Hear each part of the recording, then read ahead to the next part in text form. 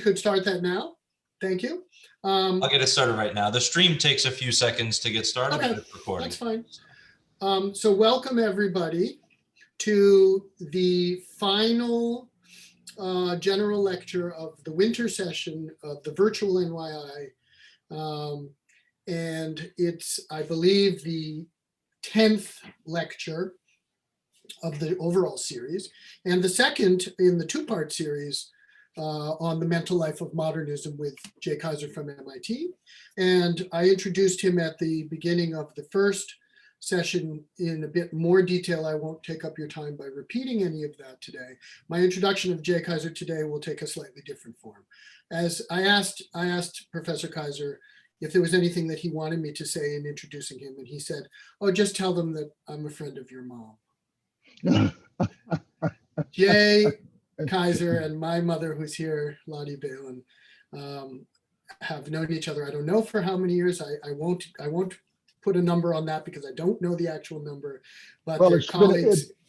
At least 40 years. At least 40. I was going to say 40. Yeah, And they've been colleagues at MIT all of that time, and it's really quite nice to have them come together in this way. So that is the only thing you need to know today about Samuel J. Kaiser from MIT in terms of introduction. But what we are going to do is listen to part 2 of the mental life of modernism. And just before we start, I want to tell you that we are looking into the issue of how we might be able to make portions of the book, the 2020 book by that same name at MIT Press, and making portions of it, if not all of it, available to the students in the school. So we're working on that. It's not easy because of certain issues.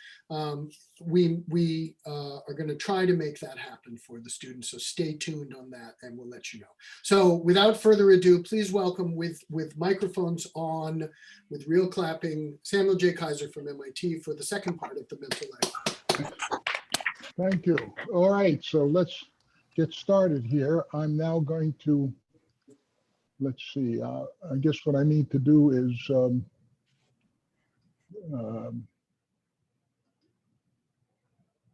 I need to start the PowerPoint. That's funny. I thought that would happen, Vincent, but it didn't. Just a second. Exit full screen. Now let's go to PowerPoint. There we are. Again, just like last time, if you go to the advanced settings, you should see portion of the screen. Yes, well, now I'm in PowerPoint. Now let me, okay. Let's see, I need to, okay, so now let's go to Zoom, back to Zoom. And now let's go to share the screen. There's the PowerPoint. I now go to advanced setting and I do portion of screen, and now I say share and back to meeting. Okay, so now I'm going to start the show. How about that? Did I do that right? I think so, yes. Now we're going to start here. Can everybody see that? Yeah. Looks perfect. Yes. Good. Oh, you know what, Vincent, I may, yes, I forgot. I have to do the share the sound. So I have to go back out, right? And go back into PowerPoint. I've got to get that. How do I get? So when you're in the share screen section of Zoom, there should be a small. Yeah, I know where it is, but I'm trying to get back to it now. So let me do that again. Let's see. I'm now on Zoom. I'm going to go back to meeting. Am I there? So if you stop the share, because I think you're sharing your screen right now. Still. Oh, I have to stop the share. That's what's doing it. Yeah, good. Thank you. And then once you restart it, there should be a small little checkbox. There, I found it. Now I'm going to go back down to advanced portion of screen. Now I'm going to do share, and then I'm going to do the PowerPoint.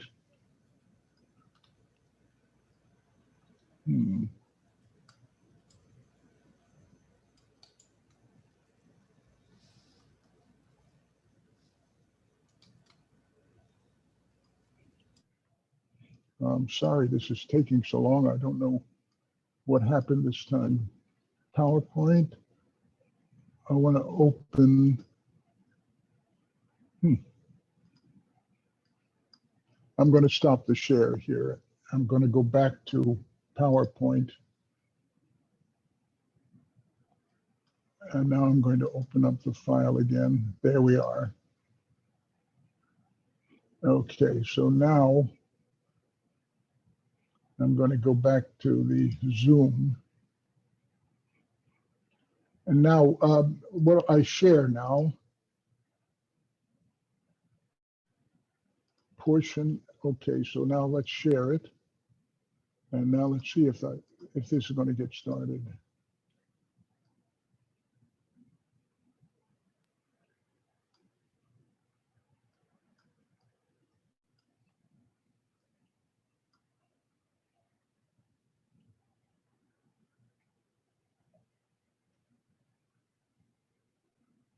I think that should be it. Looks perfect. Okay, Good. Excellent. All right, so let's get started then. And here's the story. In my last lecture, I described shared rules. And now that I'm saying that what happened at this watershed moment, when all of a sudden everything changed, I want to say what happened. And what I'm going to say that what happened to the sister arts is that they abandoned shared rules. I suggested that unshared rules were by necessity private, and that art forms came to be shaped around private formats, and that approaching art turned into an Easter egg hunt. All right, so let's take a look at this. Another name for the age of modernism might be called then the age of private format. Here is a painting that I'd like to discuss. So what I'm going to do is I'm going to talk about the abandonment of the shared rules of painting, and then I'm going to talk about the abandonment of the shared rules of poetry, and then the abandonment of the shared rules of music. And here is a painting, which very famous painting by Edouard Manet, 1863. And this painting is typically by art critics, this painting is described as the first painting of modernism. There's a famous critic by the name of Clement Greenberg, who describes this painting in terms of the flatness of the paint. That is to say, Manet's style was suddenly quite different. It was not like Meissonier, for example, who was trying to be as realistic as possible and as meticulously detailed as possible. Rather, Manet was turning attention away from a mimetic representation of the world and more toward the materials of the art, and also the sort of the attitude of the artist, which comes up later. But here is a typical comment about the déjeuner sur l'herbe. From a cultural point of view, Eric Kandel, in his book, The Age of Insight, describes this painting as this new view led to a re-examination in art of the biological nature of human existence, as evident in Manet's Déjeuner sur l'herbe of 1863, perhaps the first truly modernist painting from both a thematic and stylistic point of view. Manet's painting, at once beautiful and shocking in its depiction, reveals a theme central to the modernist agenda, the complex relationship between the sexes and between fantasy and reality. Now, this is a pure cultural, typical interpretation of this painting. And from my point of view, it actually misses a point. This painting is an Easter egg. And I'm now going to show you why I say that. Ross King, in his book, The Judgment of Paris, talks about this same painting. And what he says that it was in many ways a defiant painting.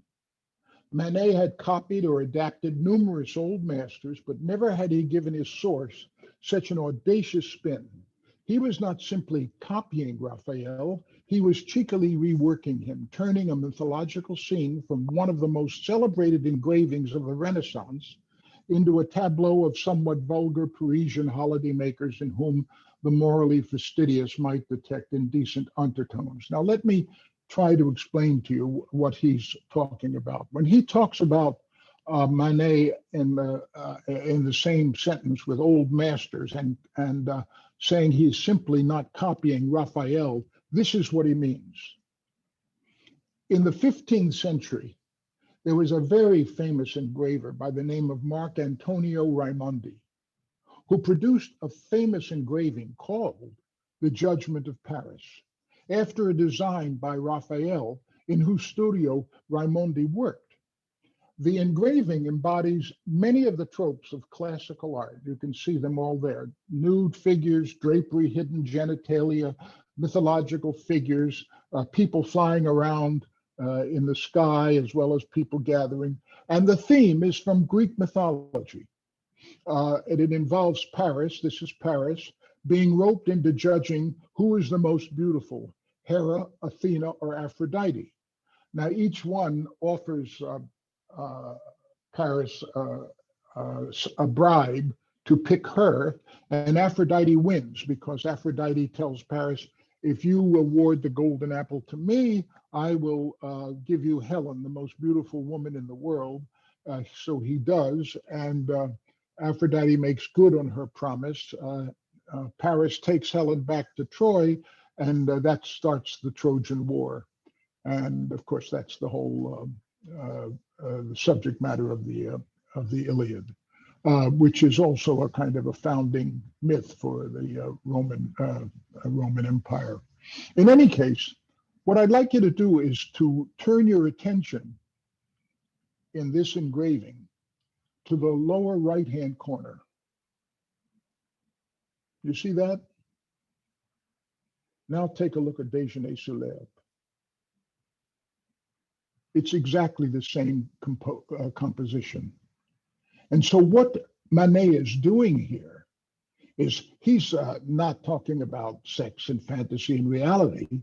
What he's doing is he's making fun of the classical tradition. And that's a way of breaking away from the classical tradition. So this is basically a jibe. This is a joke. This is a finger in the eye. And I want you to remember this painting, because if what happened to painting in modernism, you'll see that it spans a period of about 100 years. And if you can imagine that 100 years as so many books on a shelf, this is the book, the book holder on the left side. This is the painting that begins modernism, and we'll come to the one that ends it. Okay, from Manet on, what happened, as I said, was that artists began to look not in terms of making the best possible illusion of reality, but rather to focus on materials of their art. That is to say, the art itself became the subject matter. And here is the Fauvists, the very famous Fauvists, the wild savages. They were, Matisse was the leader of this group. It was actually a school that didn't last that long. I think it lasted maybe from 1905 or 1904 to 1908 or 9, just a few years. But its basic focus was color. We're not interested in making that look like a real open window. We want to emphasize the color that one sees when one looks out the window. And of course, the most famous was of the schools that followed Fauvism. This one was one that followed quickly, and it is Pablo Picasso's Cubism. He and George Braque are responsible for this. And this is Girl with Mandolin, 1910. What I want you to notice here is that when you look at this painting, although you can see the stylistic differences in the denotation of planes and the like, there's absolutely no doubt in your mind that you are looking at a girl.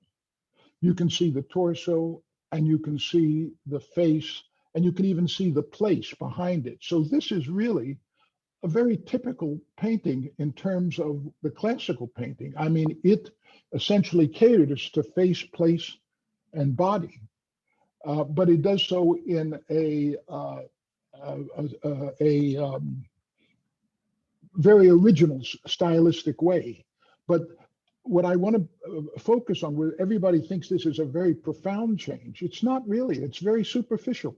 It's simply a style. You might think of it the way you think of, take an automobile. I mean, you can put all kinds of chassis on an automobile, but underneath the covering is still a car that goes. I mean, there's an engine and a wheels and a drive shaft, and the same thing is true here. So this is an example of what happened with respect to the initiation of Cubism. And then there is the next stage, which was only a year later, called analytic Cubism. And here, this is Pablo Picasso, and this is 1911 analytic Cubism. A famous art critic by the name of Rosenblum describes this, saying, in place of earlier perspective systems, i.e. mimetic systems, that determined the precise location of discrete objects in illusory depth, Cubism offered an unstable structure of dismembered planes and indeterminate spatial positions. Instead of assuming that the work of art was an illusion of a reality that lay beyond that, i.e. Meissonier, Cubism proposed that the work of art was itself a reality that represented the very process by which nature is transformed into art. So this is the notion about you're now no longer looking at what it represents, but how it was made and what its ingredients are. But notice, this is the accordionist, and it's very hard to see an accordionist in there. Face, place, and body are no longer being catered to. I mean, if you look really hard, you might be able to make it out, but now you can see it's an Easter egg hunt. Because, I mean, perhaps this is the head, and these might be the eyes, and that might be the mouth, and that might be an arm. Down here might be the buttons of an accordion, and that might be the fingers of a hand, but it's very, very remote. And it's hard not to look at this painting just simply as a design. Now we move away from that world altogether. And in fact, if you do think you can see the accordionist in Picasso, you can see that Picasso was really not as abstract as, for example, Pierre Soulages in this particular school of painting that followed Cubism in the early 1950s. This is called Taquism, from the French word tache, meaning stain, and it was a form of French abstract expressionism. The American version was Franz Klein's white forms. Now you simply see strokes on a white or golden background. And these are sort of the fundamental, you might say, the fundamental movements from which art is constructed. And that's what these artists were focusing on. One of the most famous of all is Mark Rothko, White Center. This was a form of abstract expressionism that followed, that cohabited the world of Soulages and Klein. And there's something interesting about this painting that I'm going to tell you. It's really a kind of a sidebar, but I do think it's relevant. Here is what Rothko says about this painting. Quote, "I'm interested only in expressing basic human emotions, tragedy, ecstasy, doom, and so on. Now you couldn't be farther away from, I'm interested in making a picture that looks like Napoleon." And the fact, he goes on to say, and the fact that a lot of people break down and cry when confronted with my pictures shows that I can communicate with those basic human emotions. If you are moved only by their color relationships, then you miss the point, says Rothko. Now, I have to tell you that when I read this, I was very dubious, because when I looked at this painting, I thought it's quite pleasant. I thought it might make a nice napkin, or it might even be nice on my as wallpaper. But there's nothing in that painting that makes me want to cry. And I spoke to a friend of mine, a woman who is an editor of a journal, and mentioned this to her. And she said, but you know, when I looked at that painting, I did cry. Now that really surprised me, because she wasn't lying to me. Why would anybody cry when you look at that painting? So I have no idea. But as an interesting sort of sidebar to what we're talking about, let me say this to you. It turns out that 1 in every 200 people are synesthetic. And what that means is that when you see a number, you associate it with a color. Not everybody is synesthetic, but only 1 in 200. Why should that be? Well, some work that I read, I think it may have been in a book by Ramachandran or Chatterjee, I reference them both in my book. One or the other pointed out that the area of the brain that responds to color, the focus, the area of the brain that responds to color is adjacent to the area where there seems to be a neural circuitry that responds to number shapes. So you might think of emergent qualities from the brain working as follows. When the axons in these two neighboring but separate areas of the brain begin to throw out dendrites, they throw out, each axon throws out 10,000 dendrites. And if you imagine the number of axons in any one of these areas, the number of dendrites is huge. And if you can imagine these dendrites intertwining with one another, you can imagine that neighboring areas are going to intersect with one another. And it might just be that every 1 in 200 times, a circuit, a novel circuit arises in which the number shape triggers color. So the same thing could possibly be true with respect to these colors and emotions. There might be some sort of biological or neurological contiguity in the brain that causes people to cry when they look at colors, in the same way that people, when they look at numbers, see colors. I'm not saying that's just a pure speculation, but I'm suggesting it as a way of making sense of the fact that Rothko expected people to cry when they look at a painting like this. A more interesting painting from the neurological point of view, however, is Jackson Pollock's #1. He is considered to be the king of abstract expressionism. Many critics at the time called him the greatest painter in America. And indeed, this kind of painting, I personally find it very attractive. I find it sort of interesting. I enjoy looking at it. In reading the literature, I was very surprised to discover that in 2002, a physicist by the name of Richard P. Taylor and his colleagues published work indicating that this Pollock painting, which is the result of a style of painting that he called drip painting. He dripped painting onto a canvas. He laid the canvas flat on the floor, and he would drip with using various instruments. Apparently, he would cause drops of painting to appear on the canvas. Well, Taylor and his colleagues suggested that Pollock had developed an art form that appealed to another predilection of the brain, that is recursion. They referred to a survey that highlighted the possibility, quote, the possibility that the enduring popularity of Pollock's fractal expressionism is based on an instinctive appreciation for nature's fractals shared by Pollock and his audience. And this survey, they described 120 people who were asked, they shown two pictures. One was a fractal fractalized picture and one was not. And it turned out that 90% found the fractal imagery more appealing. Now, this is interesting because a man, four psychologists at the University of Vienna, including Tecumseh Smith, did some work on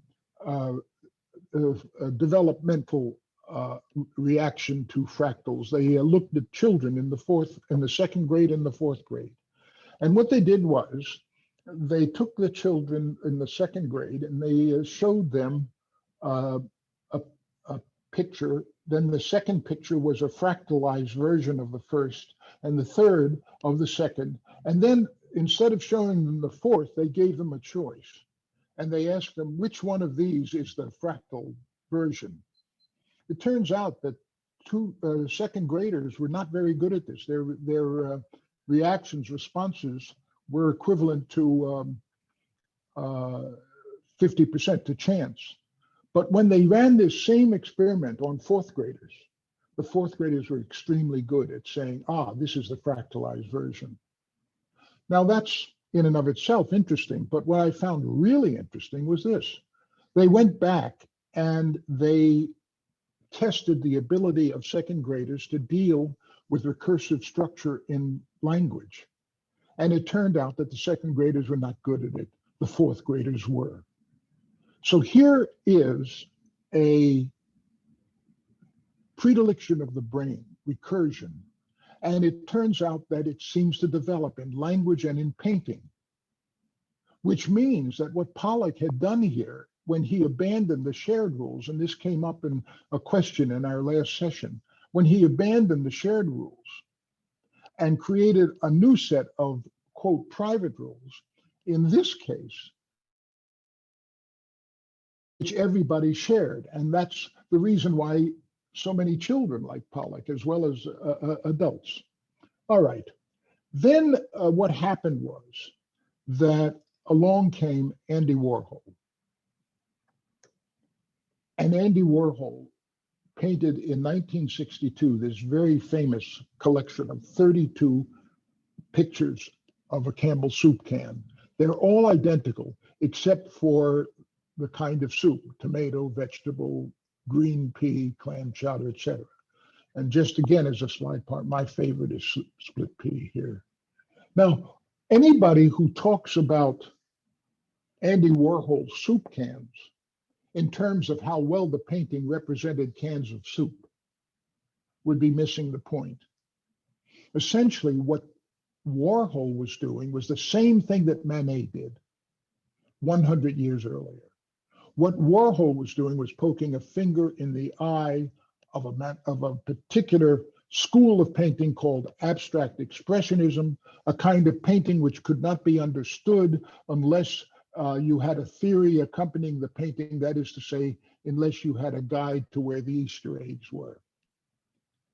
Now, here is a description, a thumbnail description, which I think you'll find useful, by Arthur Danto in his book, After the End of Art in 1995, in which he now describes the whole panorama of Western world painting. The master narrative of the history of art in the West, but by the end, not in the West alone, is that there is an era of imitation. That was the one that we talked about, shared rules era, followed by an era of ideology. That's the one we've just explored very, very quickly. That was one, what that means essentially is I'll explain what that means, an era of ideology. Followed by our own post-historical era in which, with qualification, anything goes. That's what's really important. So art criticism in the traditional or mimetic period was based on visual truth. Okay, that's Bessonnier and Cimabue and Piero della Francesco, blah, blah, blah. The structure of art criticism in the age of ideology is one from which he himself, he describes as a personal comment, sought to disengage himself. It characteristically grounded its own philosophical idea of what art is on an exclusionary distinction between the art it accepted, the true, and everything else is not really art. Now, here's what he means by that.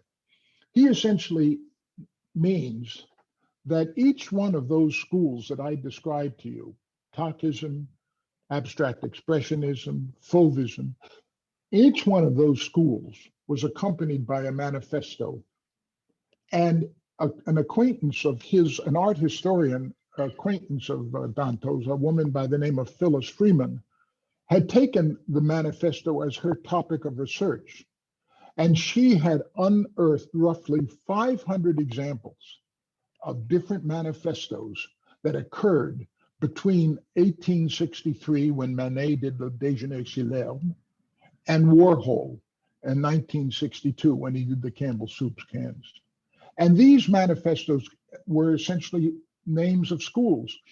You'll recognize the names of schools probably much better than you'll recognize the names of some of the paintings. But they included things like, as I said, Tachism and abstract expressionism and Fauvism, but also surrealism. There was futurism, there was Dadaism, there was concretism, supremacism, just one school after another. There was, in fact, an explosion of ways of doing art. And each one said, you do it this way and it's right. And if you don't do it this way, it's not art. So here is a kind of an account of what happened when the shared rules were abandoned. As I said, one bookend was the Déjeuner sur l'herbe. From 1863, the explosion began. Between 1863 and 1962, there were 500 manifestos.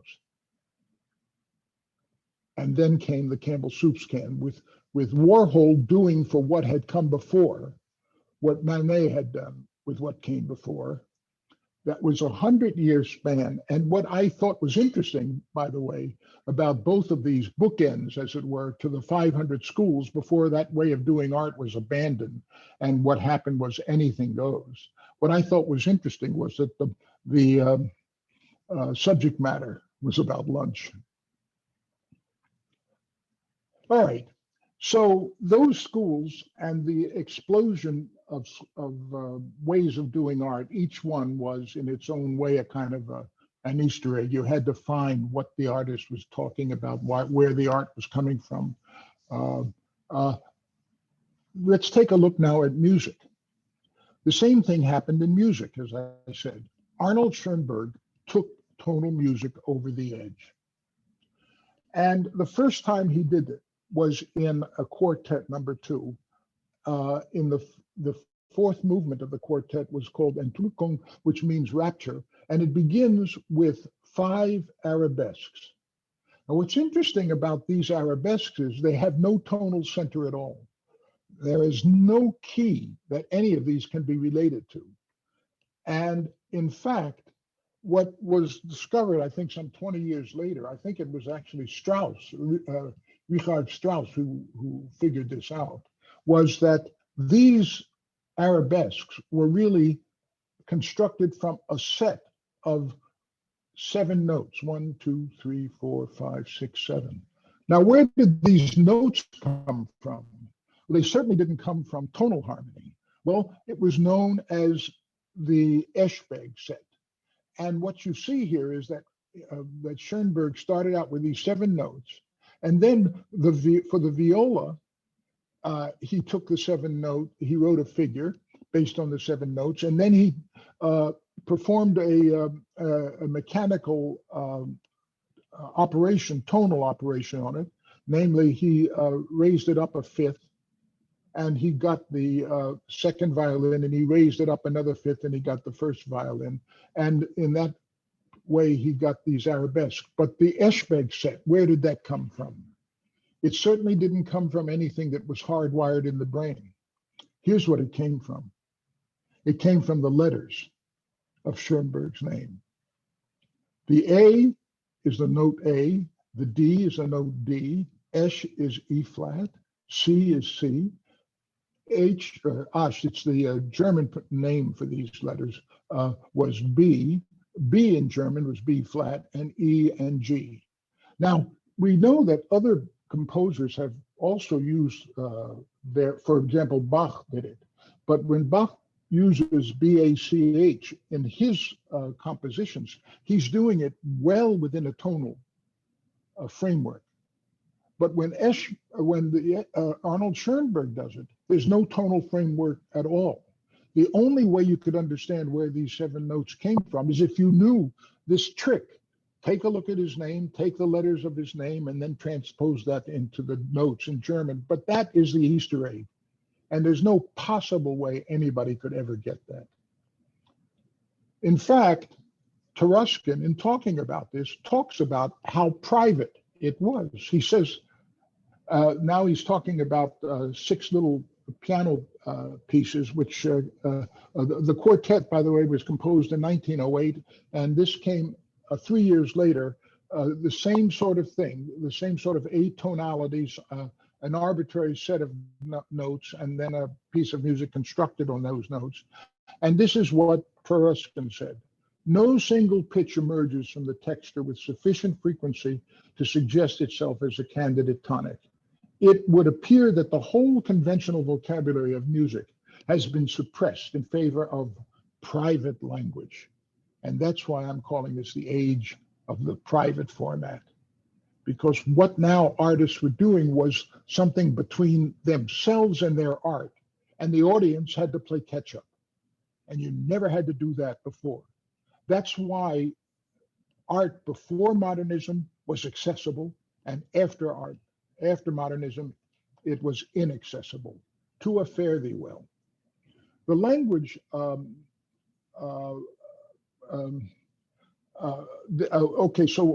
this is the summary of what had happened to music, which you cannot fail to see the parallel between music and painting in just the same way that painting produced an explosion of manifestos, so did music.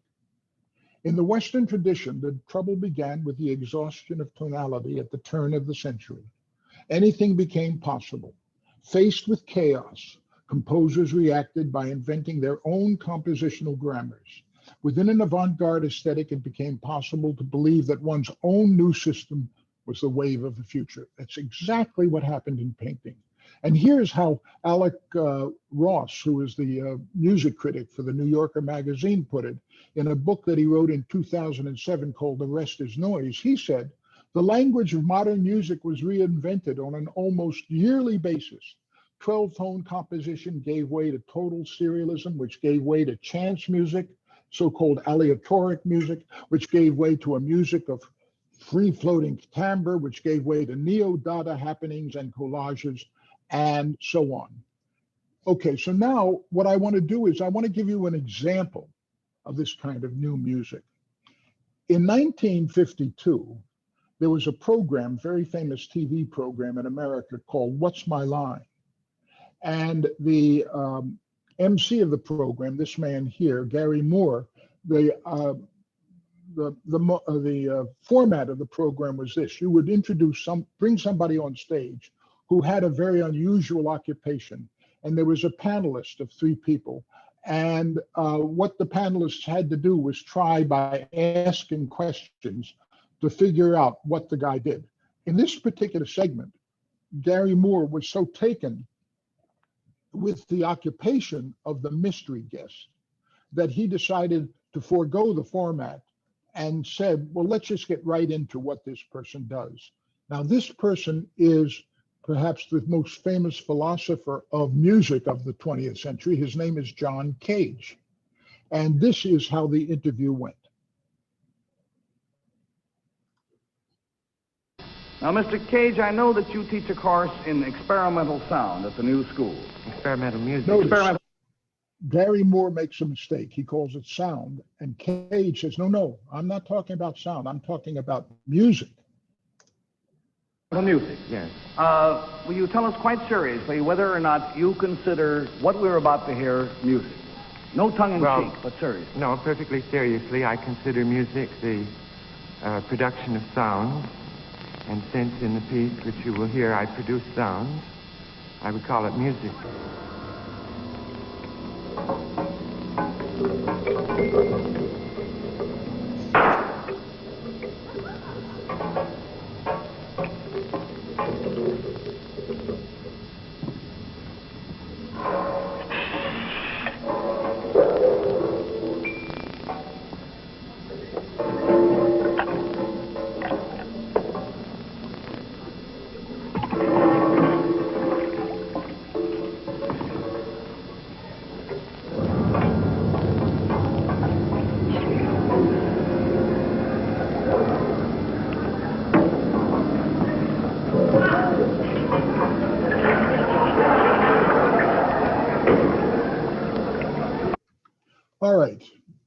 That was John Cage's performance of a piece of music that he wrote. There's even a notation for it called Water Walk.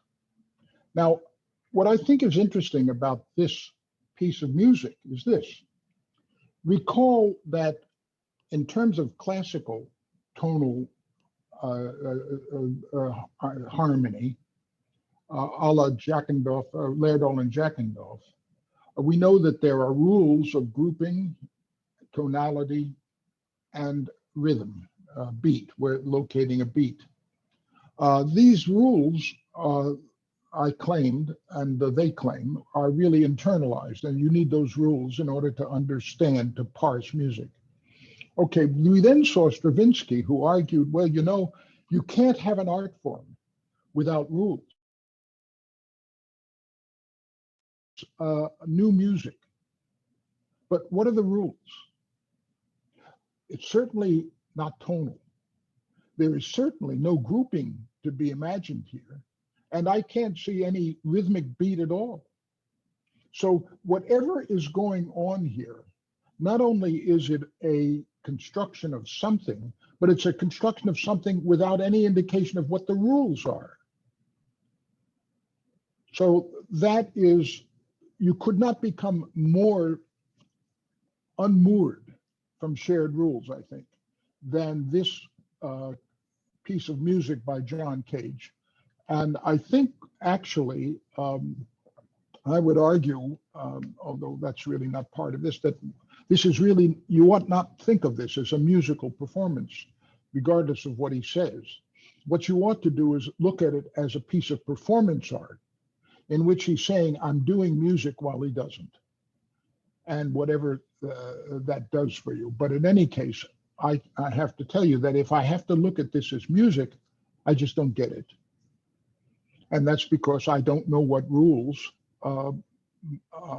John Cage came up with in his head that enabled him to compose this. Now, let's take a look at poetry. As I mentioned earlier, Ezra Pound had argued that a pentameter, iambic pentameter, was stultifying, and that there was a whole class of emotions that it could not express properly. And he argued we must break the pentameter. The reason why Ezra Pound is so important is perhaps captured in this statement, a title of an essay by Ernest Hemingway in 1932 called Statement on Ezra Pound. And here's what he says. Any poet born in this century or in the last 10 years of the preceding century who can honestly say that he has not been influenced by or learned greatly from the work of Ezra Pound deserves to be pitied rather than rebuked. It is as if a prose writer born in that time should not have learned from or been influenced by James Joyce, or that a traveler should pass through a great blizzard and not have felt its cold, or a sandstorm and not have felt the sand and the wind. And as I said to you in my last lecture, Donald Hall wrote this book in which he said that Pound was the single most influential, the single biggest influence on modern poetry in the Western world. All right, so let's take a look at a modern poet. This is Wallace Stevens. He is considered to be one of the great poets of the 20th century. And let's take a look at his poetry. Now, in the back of your mind, keep in mind that the kind of poetry that existed before the 20th century was the kind of poetry that was sort of exemplified by John Keats. How many bards gild the lapses of time? A few of them do ever on my mind intrude. When he writes that sonnet, you don't need a guide to tell you what he's talking about. It's perfectly clear what he's talking about. And whatever it is that you are to admire in the way he's talking about it, there is no inaccessibility to it. Now let's take a look at this poem, Theory. I am what is around me. Women understand this. One is not Duchess 100 yards from a carriage. These then are portraits, a black vestibule, a high bed sheltered by curtains, These are merely instances. Now, my guess is that on hearing this poem, most of you haven't a clue what it's about. And then I imagine that you begin to try in your mind to construct a narrative. And your narrative might say, well, I am what is around me means that I somehow or other am like a chameleon. I take on the properties of my environment. And then comes this next sentence, women understand this.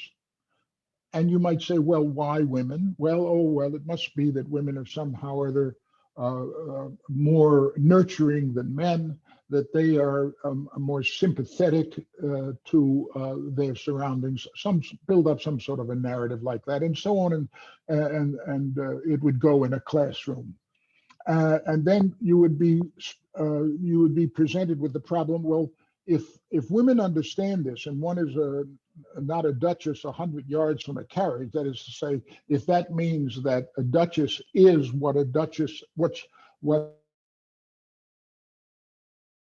and why are black vestibule and high bed sheltered by curtains, why are they portraits?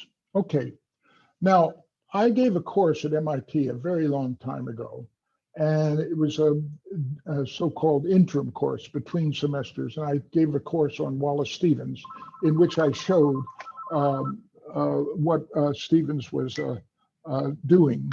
And I gave some examples, and I said as homework, why don't you go to the students, why don't you go and try to why don't you go and try to come up with other examples of this sort of thing? And one of the students came back to me with this poem, and he said, I think I found an Easter egg. And here is what he found. He says, take a look at the first line. I am what is around me. Now take a look at the first word of the second line. It contains in it the word me. And what is around me? It's W-O-N. And how do you pronounce that? It's pronounced one. And that's the first word of the next line. And what about the first word of the next line? Well, it's the reduced form of the word one.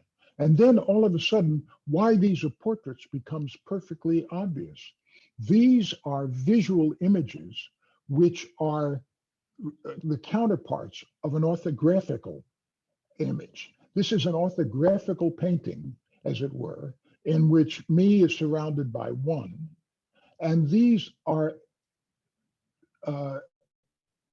objects which surround a human being. A black vestibule is a place where human beings would be inside, or a high bed sheltered by curtains is a place where people, an individual would lie sleeping. And so a black vestibule is to the person inside as woman is to me, and a high bed sheltered by curtains. And these are merely instances, he said. And then if you think of it from that point of view, you can see that in fact the whole poem is what is around me. These are merely me. And that's why he says these are merely instruments. The whole poem here, I am what is around me. Now, that is what the poem is. That's the Easter egg.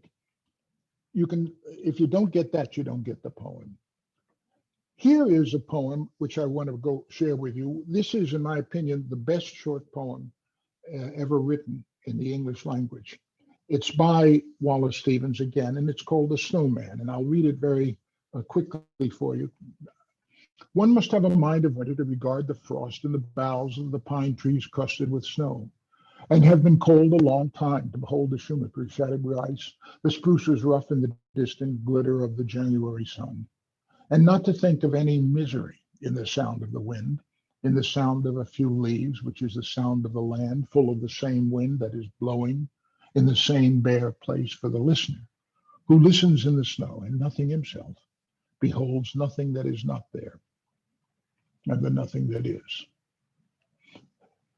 Now, what's going on in this poem is extremely interesting.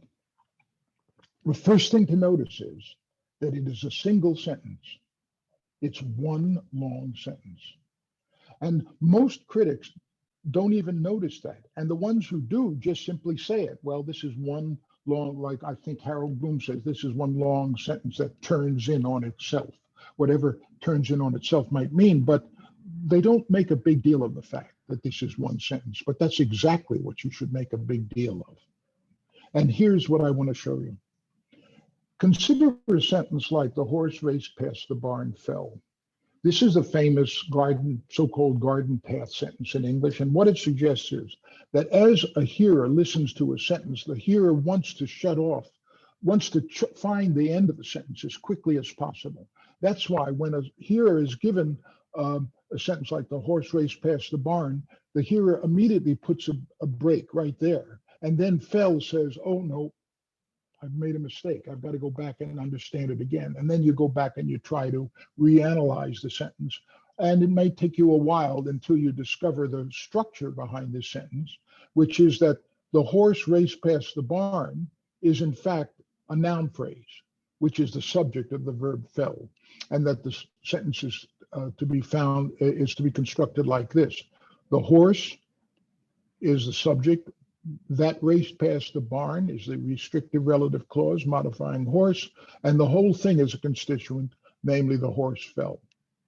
Now that same thing happens whenever you are, that need to reanalyze happens whenever you come up with conjoined items in a conjunction, like take John and Mary and Bill. This is actually ambiguous. They are either three separate entities, John and Mary and Bill, or they consist of a pair and a singular, a singlet. So John and Mary and Bill, or John and Mary and Bill. So here, so you see John and Mary and Bill, or John and Mary and Bill, or John and Mary. Those are the three possible constructions for this sequence of words here. Now I want to say that that is exactly what is happening in The Snowman, that what he is doing is he is forcing you to reanalyze this poem as you go through. And in the sense of a garden path variety, he's leading you down several garden paths until you get to the very end and the last sentence, and then you know where you are. So here's the first sentence. One must have a mind of winter to regard the frost in the boughs of the pine trees crusted with snow. Okay, there's a sentence, there's a semicolon, you say, I'm in a sentence. Then what happens is you come upon the next clause, and there's a conjunction, and have been cold a long time. To behold the juniper shagged with ice, the spruces rough in the distant glitter of the January sun. Okay, because you're required to reanalyze, you now figure, oh, well, these are now conjoined sentences, and that the structure is really like this. One must have a mind of winter to regard the boughs of the pine trees crusted with snow, and one must have been cold a long time to behold the juniper shagged with ice, the spruces rough in the distant glitter of the January sun. The syntax does everything it can to fool you into thinking that you are in this kind of a structure. For one thing, deleting subjects when they're identical is very common in English conjunctions. Not only that, but you can see that the object here is you must have a mind of winter in order to do two things: to regard the frost crusted with snow, to regard compound noun, the frost, and the boughs. And now regard is paralleled by to behold, two things: the junipers and the spruces.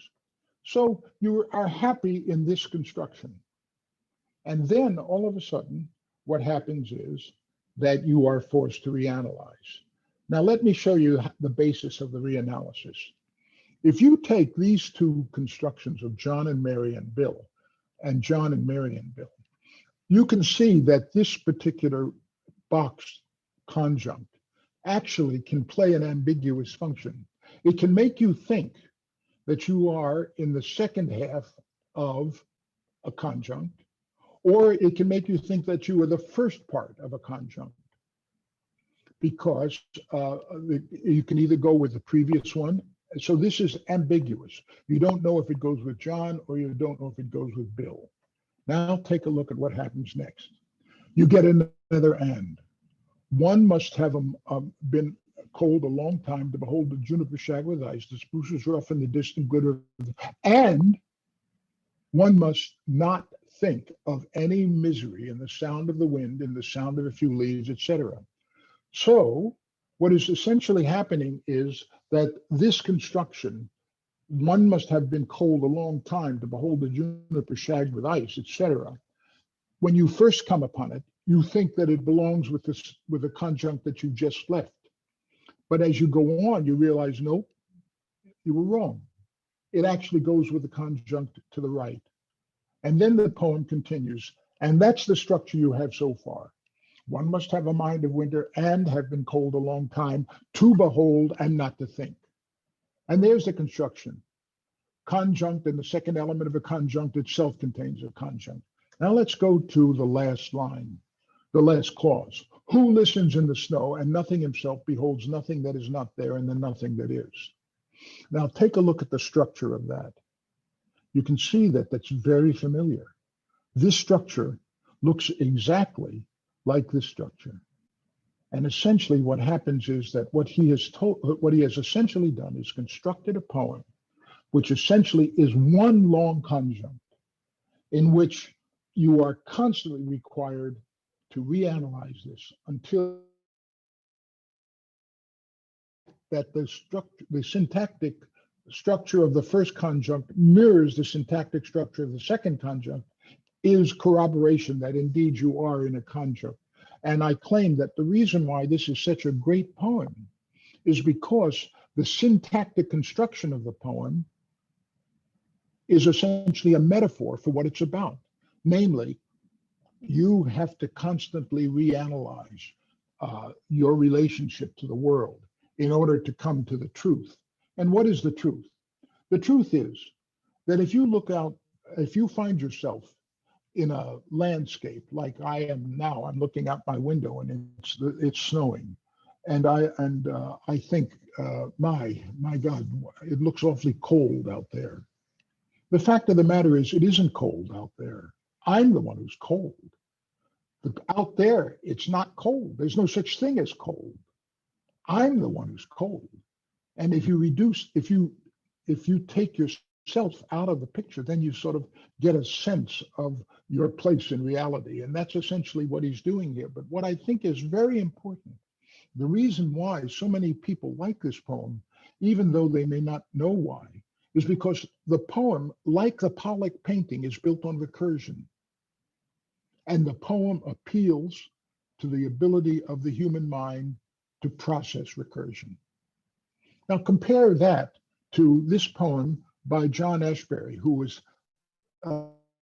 considered to be one of the great poets of the 20th century. It's from a book called The Tennis Court, and the name of this poem is called Europe.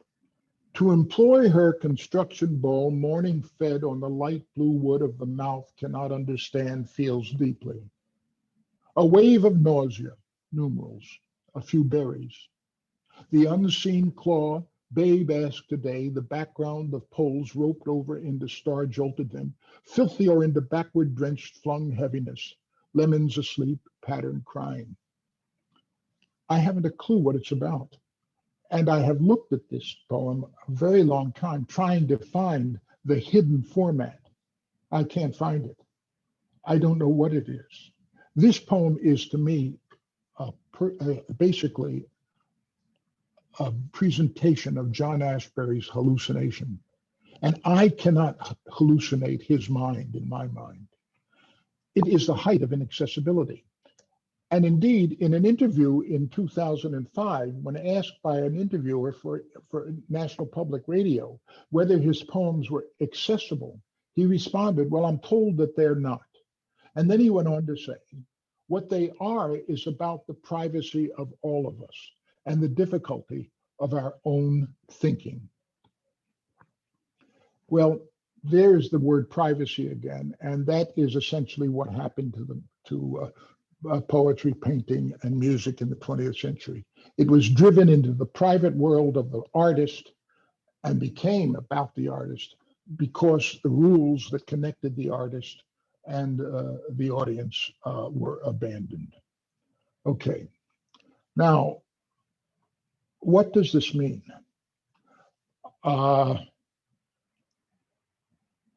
This, I think, is really the whole point of these 2 hours of lecture. This is what I really think I have come to understand as a result of the little journey that I've taken you through. 250 years before modernism, there was another upheaval in the way things were perceived. I'm thinking of the Newtonian revolution in science. Prior to Newton, Galileo and Descartes saw the world as one gigantic mechanical device. This was the so-called mechanical philosophy of the 17th century. The job of the natural philosopher, i.e. scientist, was to discover the pieces and determine how they fit together. This way of looking at the world was meant by seeing the world as intelligible. And what that means was this: the world is intelligible because we see it in terms of the biology of our own brain. And all we now have to do is our brain tells us that smoke goes up and that rocks fall, etc. And all we need to do is to come up with some mechanical explanation for why it's this way. Because sooner or later, everything in the real world is going to look like a machine, which is going to correspond to our perception of its parts and the way it works. But Newton put an end to all that. Newton's theory of gravity, which entailed action at a distance, would be a machine. Because I can show you that with a hypothesis that of gravity, things affect one another even though they do not come in contact with one another. Things will have, two masses will have an impact on one another even though they might be billions of miles apart. This notion, this change, was described this way in an introduction to Chomsky's What Kind of Creatures We Are in 2015. The writer of the introduction was Akhil Bilgrami, who said, Newton overturned the contact mechanical, that's the operative term here, the contact mechanical assumptions of the early modern science that preceded him, which were scientific consolidations of our common sense understanding, presumably determined by the cognitive limits of our biology of the world of objects, our common sense understanding. Newton said, no, it can't be, because our common sense tells us that two things can only affect one another if they touch one another, but two things billions of miles apart affect one another, so our common sense notion can't be right. Chomsky put it in these terms in his UCLA lectures in 2019. He said, Newton showed that there are no machines, that the material world simply cannot be captured in mechanical terms because of interaction without contact, which is inconsistent with the mechanical philosophy.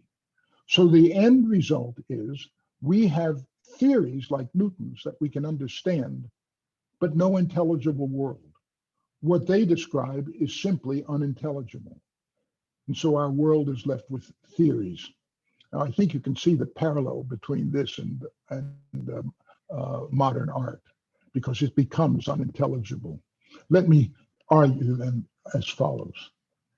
I argue that Newtonianism and modernism are two sides of the same coin. The shift in how science was done and the sea change in the sister arts of poetry, painting, and music were both responses to our relinquishing the hold that a, quote, common sense understanding of the world of objects, unquote, had on the way we practice science and art.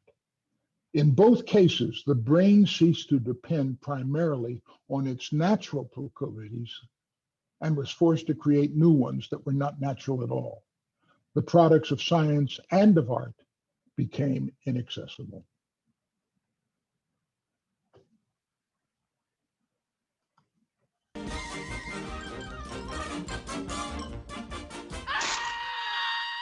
And that's all, folks.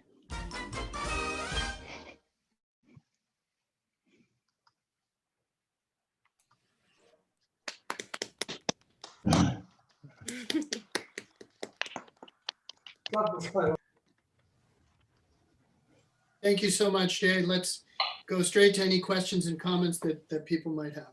You can take your own questions and comments.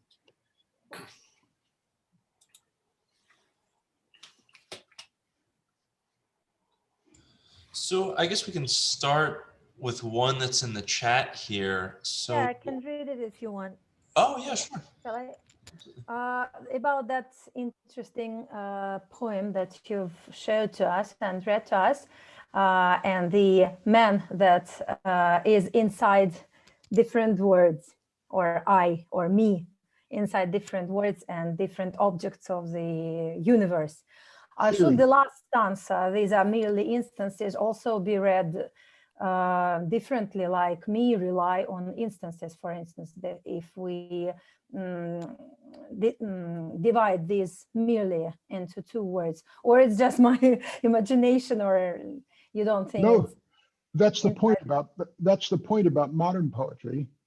You can do whatever you want. You're absolutely free to do that. And if that makes you like the poem better or give you more pleasure, by all means, do it.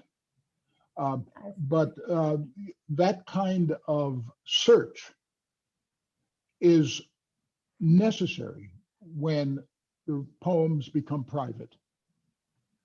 That's what happened. It's up to you. Okay, thank you. And the sad part is you'll never know what the poet had in mind. But I do think that that seeing theory as constructed around the orthographical accident of woman is exactly right. That can't be an accident. But that's exactly like Machaut writing a retrograde, or Chaucer writing a reversal in the morphology of gerunds and infinitives. The poet doesn't care whether you get it or not. Or it's exactly like Lyndon Leander and the arrow in the FedEx logo. It doesn't matter whether you get it or not. So why do they do it? Well, they do it because it's fun. It's hard.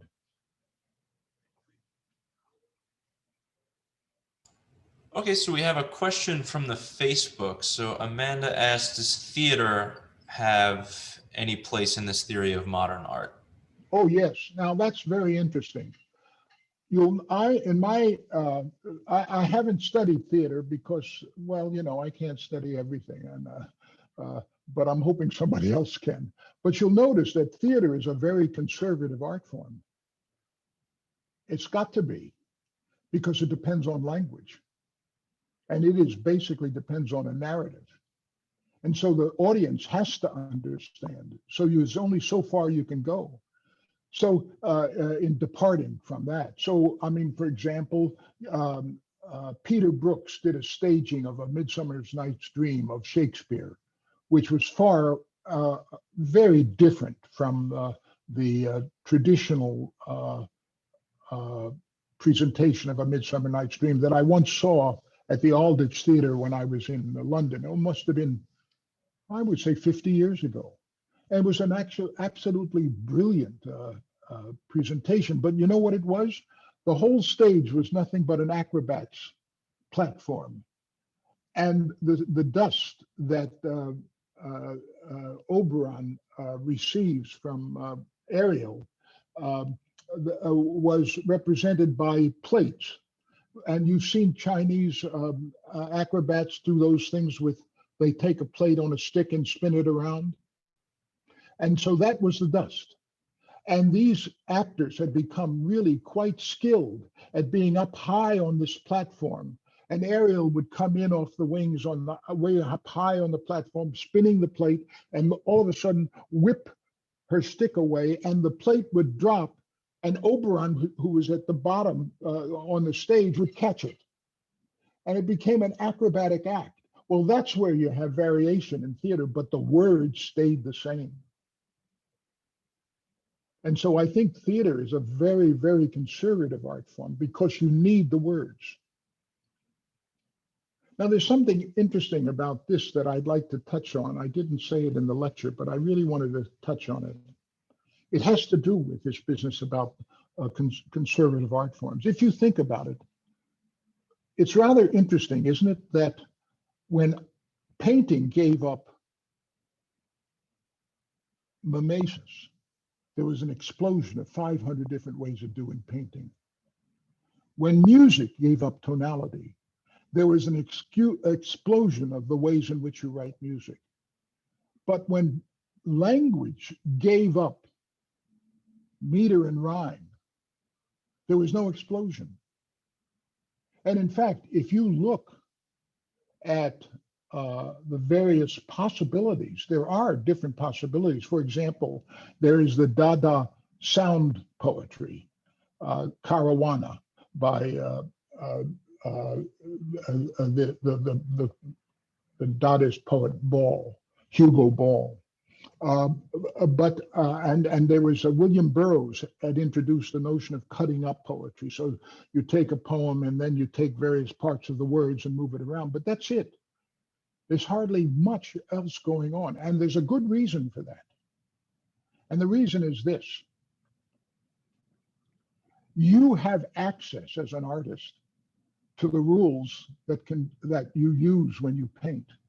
And you have access to those rules of music, but you do not have access to the rules of language. You cannot reach inside your brain and say restrictive relative clauses will no longer be specified by a noun phrase. You can't do that. And why is that? That is because poetry has a very special place in art. Poetry is the art form of the outer manifestation of what it is that makes us human beings. This secret area of creativity that enables us to think whatever we want to think, that completely frees us from our environment. It's what is so incredibly marvelous about human beings, that we have this creative ability. And language is simply the tip of that iceberg, but you can't touch it except in very superficial ways.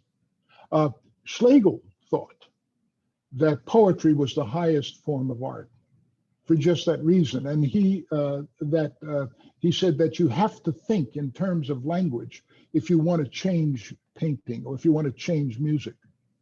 But when you want to think about poetry, you are thinking in the language of the art form itself. He said, I'm not sure I believe this, but I mean, it's interesting that he thought about it.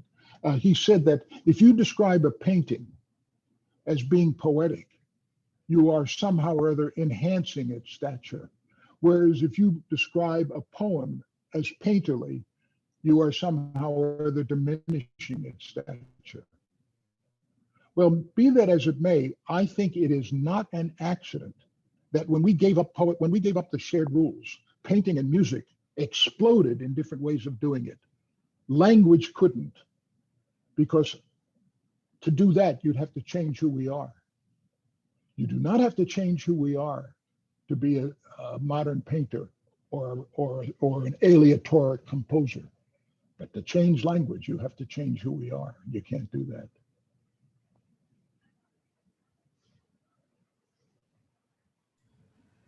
All right, so we have another question in the chat here from Alexandra. So she asks, what begins follows after Warhol? What follows in your argument's continuum?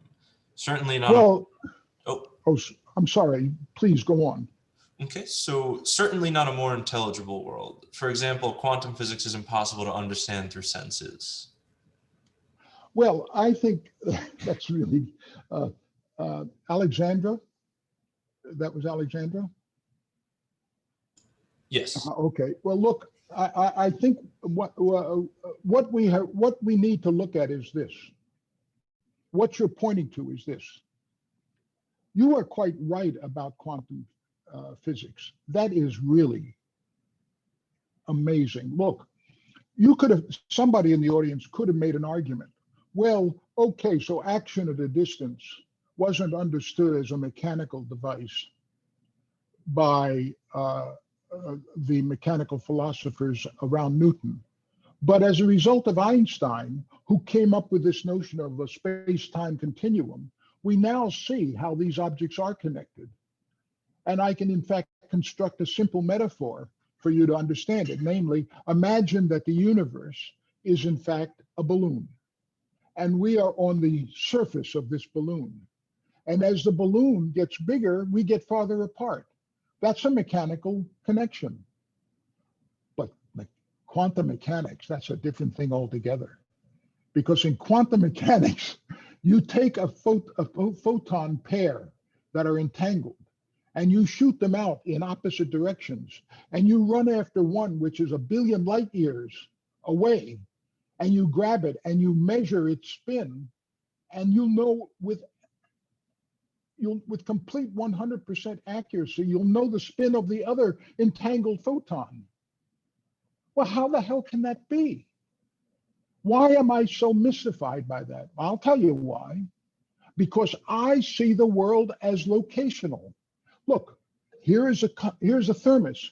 It's located, whoops, I didn't know I had any coffee left in there. It's located, sorry. Oh, excuse me, I got too excited. I have to wipe this off before it ruins my keyboard. Okay, you see, this notion of location, I'm locked into the notion of location because my brain is the way it is. But the universe isn't. The notion of location means nothing to the universe if quantum mechanics is right about entangled photons. There's no such thing as next to. That's what Wallace Stevens was talking about in The Snowman. And so when you ask what's next, here's what's next. We have to understand that our cognitive abilities are limited, and that there's just so much of the world we can understand, and there's a whole much more that we'll never understand. Why? Because we are to the universe what frogs are to us. And what's our problem? We think we're the frogs of the universe.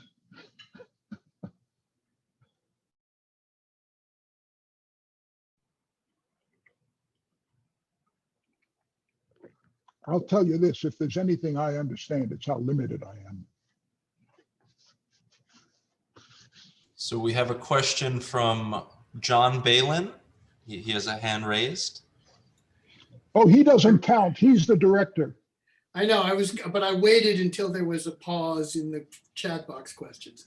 But this is fascinating, and thank you so much, Jay. But and I just, there's one thing here that I'm really, really curious how you conceptualize. And maybe you could just say a couple more words. Today's lecture started with the abandonment of the rules. And at other times you refer to it as, we gave up the shared rules, or the art forms you don't no longer necessarily play by the shared rules.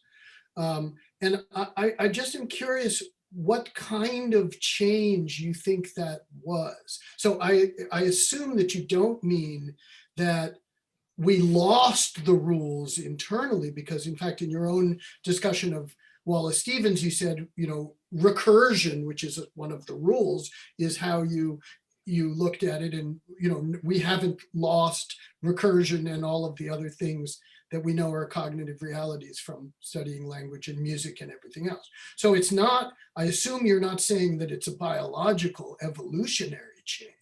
So what kind of change is it? Is it a change in conventional understanding of what is acceptable cultural output?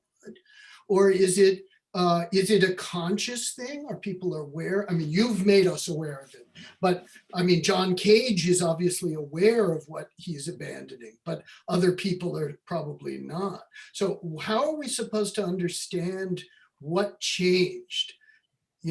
How do we think about that? Okay. If that makes sense. Yeah, it does. And I think here's how you think about it. You've decided to use a different part of the brain. Instead of using those parts of the brain that are dedicated to the shared activity, you decided to use general intelligence, whatever that means. But if you take a look at Morrow's fMRIs, when he gave people sentences in which required counting, Broca Center showed diminished activity. The frontal lobe showed increased activity. So the change is very simple. We went from this part of the brain to this part of the brain. This part of the brain, left frontal lobe, was essentially used for in poetry, and just very straightforward. But then we decided, no, we're not going to do that anymore. We're going to use general intelligence, and we're going to make up our own rules. And so Schoenberg says, okay, I'm going to make up the fourth movement of my second quartet using the letters of my name only. No tonal framework, no tonal environment, just the letters of my name. And we have that kind of ability. Notice that's what we did with respect to theories. That's what we're doing with respect. That's why quantum mechanics is so difficult, because it's not a natural predilection of the brain. And in fact, it's what led people like Feynman to say, we know what quantum mechanics can do. We haven't a clue what it means. And I think we're stuck there. There was a philosopher by the name of Colin McGinn who wrote a book on cognition. And he cited a comment by a 19th century physicist by the name of Tyndall. And I'm going to, if you give me a moment, I want to read this to you, because I think Tyndall's comment actually captures what I'm trying to say, as well as let me just find this. I should have, let me see. Here it is. Okay, it's page 178 of my book. Here it is. This is now McGinn speaking. He says, a remarkable passage from the 19th century scientist John Tyndall succinctly expresses the spirit of the transcendental naturalism position. Now, transcendental naturalism position is McGinn's position. That's what he thinks in our brain and the real world. You don't have to know about that. Just listen to what Tyndall says. The quote, the passage from the physics of the brain to the corresponding facts of consciousness is unthinkable. Granted that a definite thought and a definite molecular action in the brain occurs simultaneously, we do not possess the intellectual organ, nor apparently any movement of the organ, which would enable us to pass by a process of reasoning from one to the other.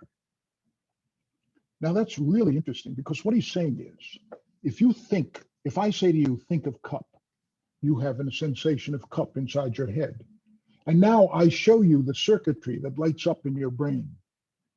And I ask you, how do you go from that circuitry to your experience in your head of the notion cup? And what Tyndall is saying is, we can't answer that question because we are not developed enough.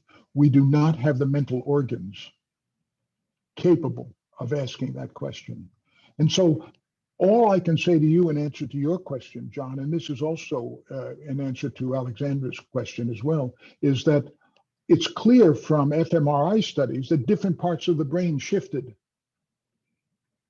But once we've done that, will we ever be able to go from the circuitry of the brain to crying when you look at a Rothko?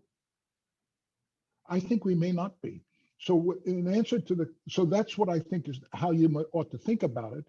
And I think in the point about what's next is that we need to go as far as we possibly can in understanding what the brain can't do, as well as what it can do. And I might say that this seems to me to be a watershed among thinkers that I've read. Some people think there's nothing we can't do. Certainly Hilbert, the great mathematician, said that. It's engraved on his tombstone. Wir müssen wissen, wir können wissen. We must know, we can know. I don't think so. Is that good, John? Do you want more? It's great. Of course I want more. I mean, no, I'm interested in the statement, we decided. That's the statement that I am trying to understand. We decided to abandon the rules. We didn't do it consciously. We didn't hold a convention and say, okay, people, now let's abandon the rules, right? So that, I know that's a metaphorical way of expressing it, but what happened? Was there a physical change? Was there just a conventional change? What does it mean to say we decided? That's I think what I got thing I'm you. upset- What happened was, from what I can tell, from what I've read, is what happened was what Laerdal said. They just thought in tonal music, they thought they'd exhausted the medium. They'd gone as far, and they wanted to go someplace else. They had the ability to go someplace else, but it never occurred to them to fold in the cost of going someplace else. I think I'm glad we went someplace else. I mean, I think what's happened is really interesting, but you have to understand what its limitations are.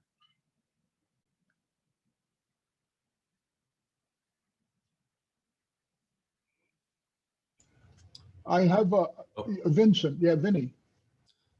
So I had a question actually that I wrote in the chat, just so I wouldn't forget it. But could I read it out real quick and then? Sure. Okay, so how much do you think a decline in the appreciation for the arts and philosophy and science and engineering hinders its advancements? So, for example, many ideas in modern physics and math were motivated by, in similar ways, saying, hey, maybe what if all of this is wrong? Okay, so say it again. How much what? Ask me again. So how much do you think a decline in appreciation for arts and philosophy and science and engineering hinders its advancements? Oh, the decline in, that was the word I missed. Well, I think that what happened was it became harder. And when it became harder, fewer people were willing to invest the time in it. Along those lines, I might say something like this. The rise of science is probably not disconnected from the rise in wealth, because essentially what happened was that it produced really had enough money so that all they had to do was think. And then they were able to devote time to do that, but most people couldn't. And of course, that meant that you're going to get a chasm, because science became extremely esoteric, as it is now, and so did art. And I think that the reason why was precisely because the brain was no longer much help to the people who didn't know the rules. In the beginning, the brain helped, but now the scientists went wild with quantum mechanics and all of that. I haven't a clue. The thing that bothers me most, I mean, I'm 85 years old. I'm not going to live much longer. I would love to know what the hell is going on. I mean, the universe is an incredibly hostile place for us. How in the world did we manage to get here? And I also think it's very unlikely that there's life anyplace else in the universe. I think we really are magical. That's why I wish we'd stop killing one another. Because each time you kill somebody, you kill a miracle. I don't think we really know how good we are. And we can go on exploring these parts of ourselves for eternity, because it's a very rich system, whatever this is. And you don't have to understand it to enjoy it.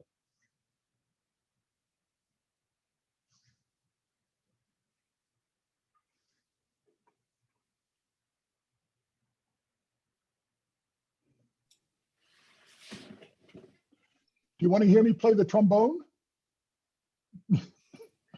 We would love to, but do you want to play the trombone tomorrow in front of the whole school? Well, I don't know. I feel a personal connection with the people here. I mean, Why don't I just play for you, and then you can play whatever you want for the whole school. Okay, that sounds All great. right, We so love it. listen, everybody, this is my saying goodbye. Okay, so I have to go to view. I have to exit the full. Okay, now I'm going to play a tune made famous by Louis Armstrong called When the Saints Go Marching In. And I know you can hear it because I've shared the sound. And I'm now going to bring up I played this the other day for John's daughter for her 10th birthday. And I thought, well, hell, I'll do it for you too.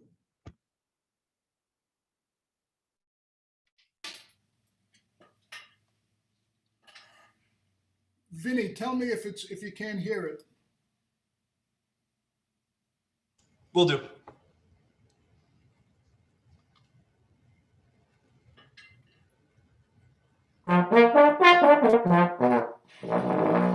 All right. I can still make a sound. Here we go.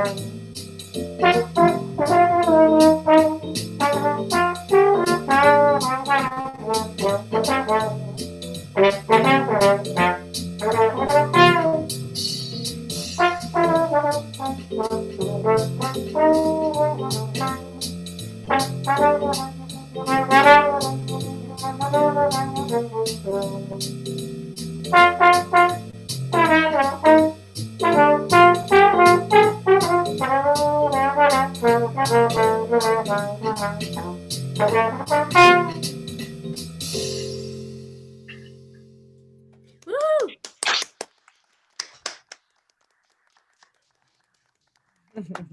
You heard it first here. Yeah. Thank you. Fantastic. I mean, the way I figured, it's a captive audience. That's right. Well, okay. Thank you so much for having me, John. I really enjoyed this. I hope Thank you. We really loved it. And we will post the slides on the website of the Institute so that students can look at them again. And we'll let students know about what we can do about the book as well. And we'll just thank you again and see everybody tomorrow at the closing ceremonies at 1 o'clock and in your classes tomorrow. Let's thank our speaker one last time. Hi, everybody. It's been a real pleasure. I hope I get to meet you sometime. Be well. Thank you so much for everything. It was incredible. Thank you, Vinny. That's kind of you. Be well. Keep in touch. Bye-bye. Bye-bye. Bye, Lottie. Love Bye, you. Jay.